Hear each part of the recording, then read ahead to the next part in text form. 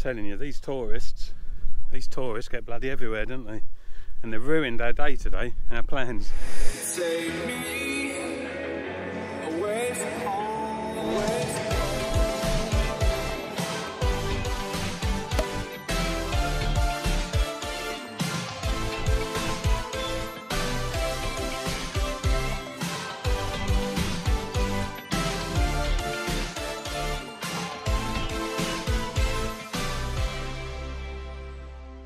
Normally we don't make too many plans, but today we really wanted to go to Port Isaac because we are both fans of Fisherman's Friends, the film. It is really easy watching and typically British, which is really nice. But there's far too many tourists. Couldn't get there, couldn't get parked. So if you do want to go to Port Isaac, I recommend, or we recommend, getting there early. Really early, guys. I think it's going to be a really early trip or late in the afternoon. Don't get there at lunchtime-ish as we did, because you cannot get parked anywhere. And the other thing with Port Isaac, as with all of these tiny little villages, the streets are really, really narrow. So any long or wide vehicles, some of them you just can't drive down the streets at all, not even in Freddie. So yeah, so it's something to be aware of. And yeah, plan a bit better than we have today. We didn't know. We knew it was going to be popular, but the car park, do you know, it does gripe me a little bit, this bit.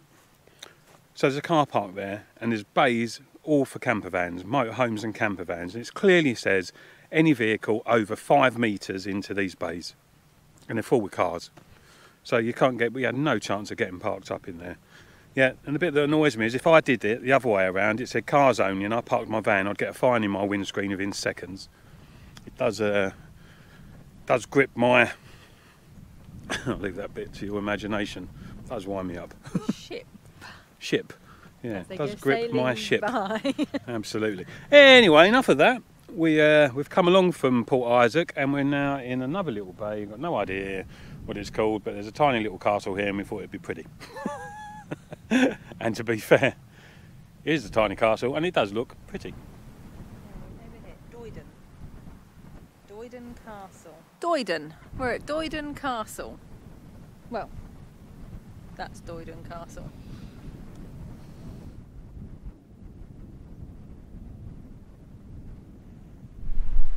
So we were just discussing our thoughts on Cornwall so far. I'm not being negative towards Cornwall whatsoever. It's absolutely gorgeous place, stunning.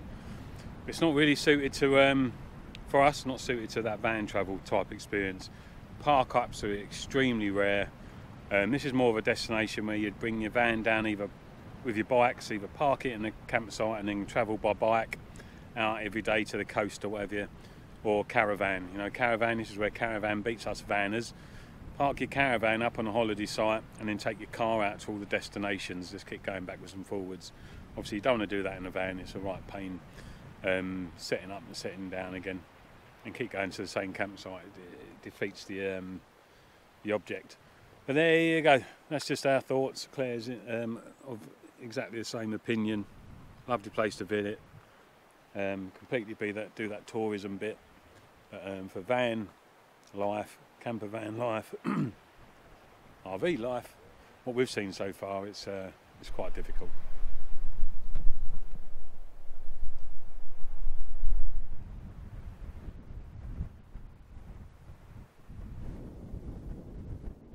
So in fact, that very small castle is a holiday cottage and it's rented, currently occupied.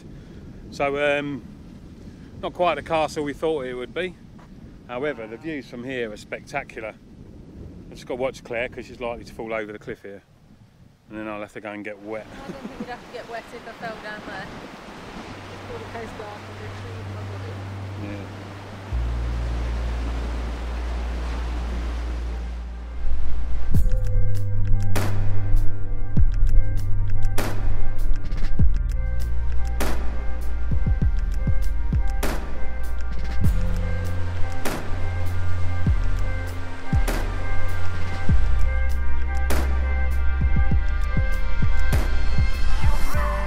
Martin Castle, a truncated Gothic folly, was built by a successful local businessman, Samuel Simmons, in 1827 as a place to entertain friends.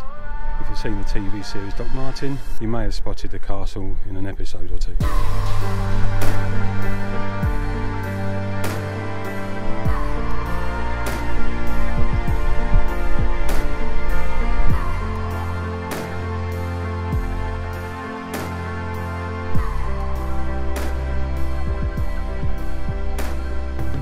Is now a Grade 2 listed building and managed as a National Trust holiday cottage. One thing can be said for Cornwall: you can get lost in the coastline, that's for sure, just sitting watching it, watching the ocean come in. On a calm day, you're still seeing the power even on a calm day.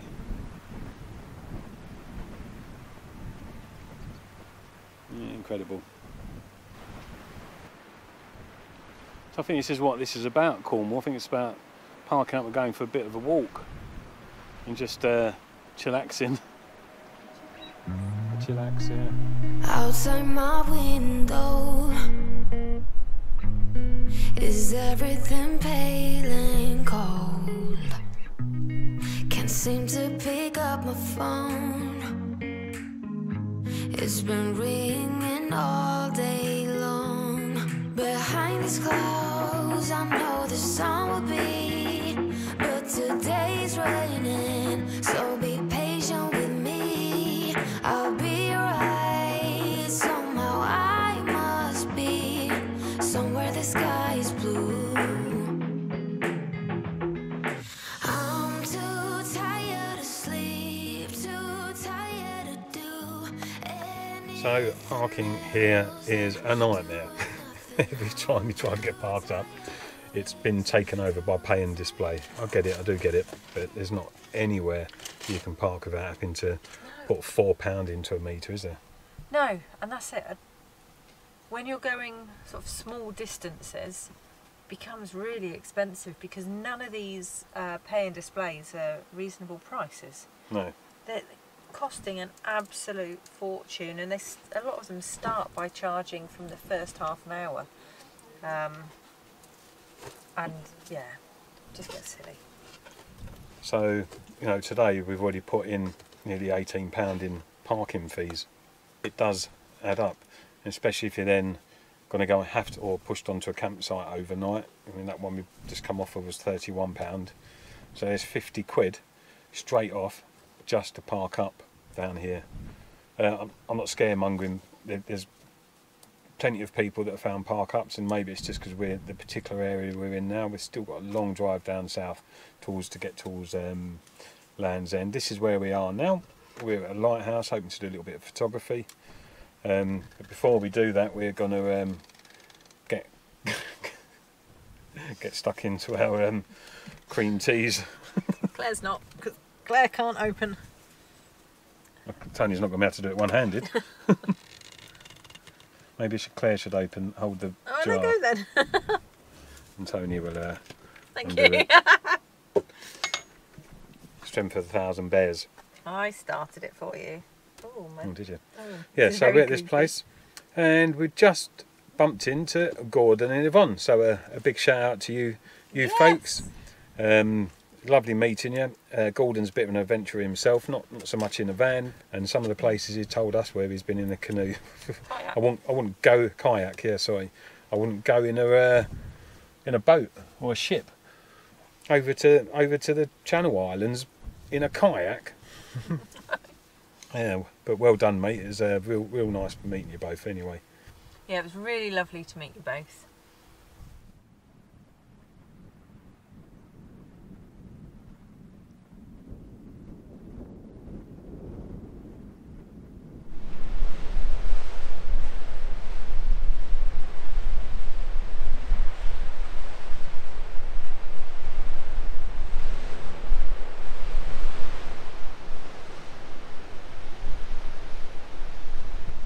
So whilst Claire sits and has her drinks her cup of tea, we're going to make our way down onto that lump of rock over there that overlooks the stack, and try and get a picture of the lighthouse. The sea's really calm today, but you can still see what the swell does. Yeah, incredible power of the ocean, eh?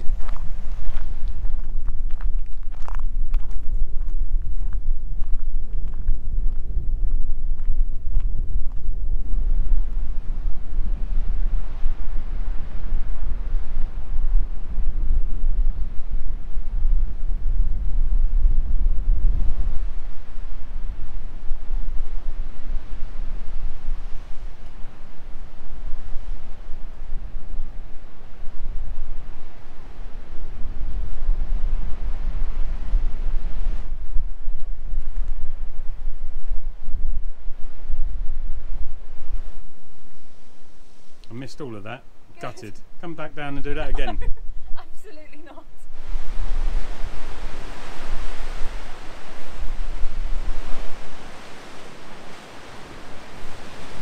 So we're still here, opposite the lighthouse. What a pleasant evening. I'm not going to apologise for doing photography because after all the comments you give us last time, you're encouraging us to do more photography. And you're inspiring us to get out and about, so we thank you for that. So yeah, the sun's gone behind a cloud over there now, which means it's killed all the light on the lighthouse. But there's a band underneath the cloud that hopefully means that the sun will pop the lighthouse in all warm colours, and then that will be us done for the evening. Then we've got to go and try and find a park up, which isn't going to be easy, that's for sure.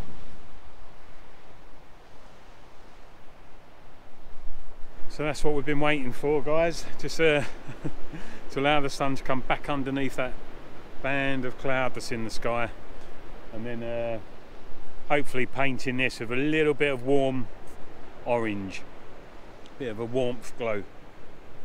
So the golden hour strikes again and we're here taking pictures of a lighthouse. And what's nice about this side of the cliff is we're out of the wind, so that's a bonus. And Claire's just up there behind me somewhere. Can you see her? Is she there?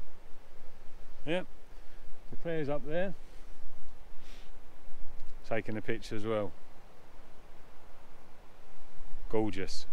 What we really wanted is that cloud there to be over the lighthouse, because if it was, you'd get all the oranges reflecting off the cloud, which would have been really nice. A bit like this.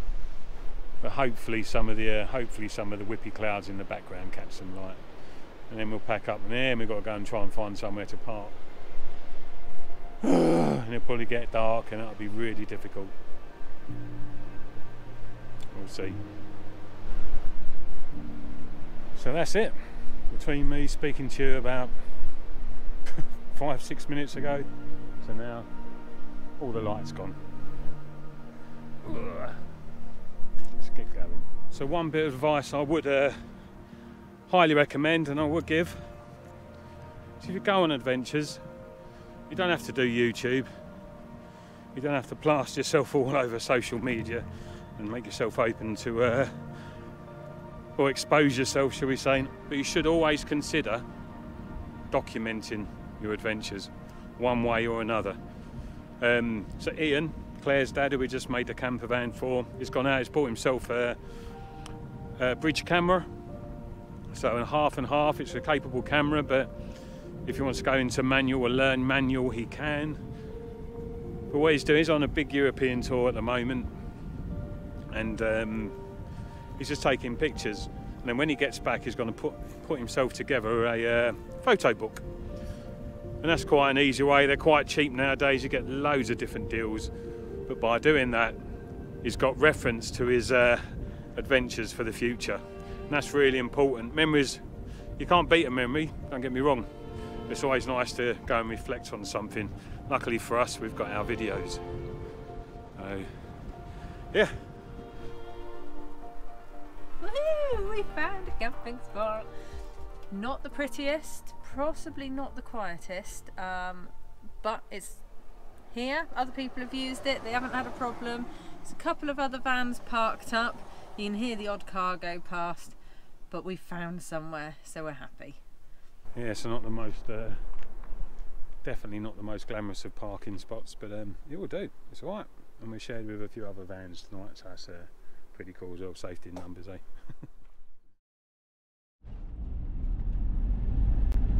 So good morning, and due to popular demand, we're heading back to Port Isaac. It's quite early in the morning. It's just gone 8 o'clock, so we're hoping that we can get there and get parked up before the crowds. So that's what we're doing. We're off back to Port Isaac.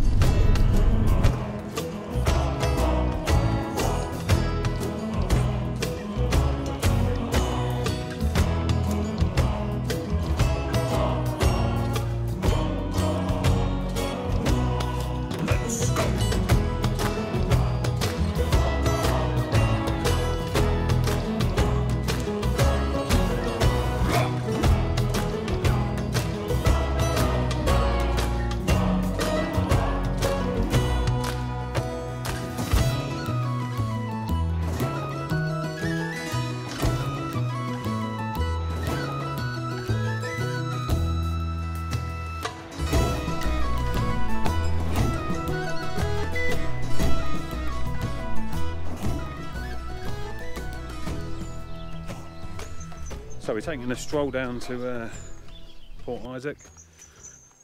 We're here very early. We're the only camper van in the car park. In fact, we're probably the only paying customers in the car park. But there's toilets in there. However, car parking from anything over 5 metres. Oh my God, it's extortionate. How much? £12. And if you have to pay by the parking app thing, it's £12.20. Yeah, 20p made a massive difference. Yep. But yeah, 12 quid folks, so quite expensive, so Yeah. we're going to make the most out of this. If you're here in a car, you get the choice of, you know, your 2-3 hours parking or whatever. And I think it worked out at £3, £4 and £10 all day. Anything over 5 metres, it's a one-off charge, and it is just that £12. And there is other car parks down the bottom here, but you won't get in with anything the size of Freddie. If you do, you'll just completely obstruct the car park. So Yeah. park at the top. This is the what 3 words for the car park at the top, and then take the 725 metres, was it? 725 metres from the car park down the hill into Port Isaac. the port and the village. But remember, that's 725 metres back uphill at the end of the day. Yeah.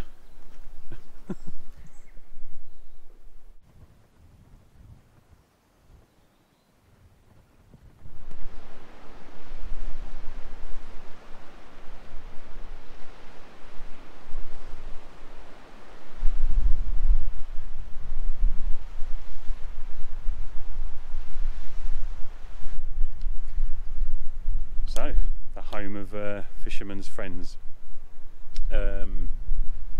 Great shanty music. It's a real light-hearted British film, and you probably get on a boot sale now for about £1.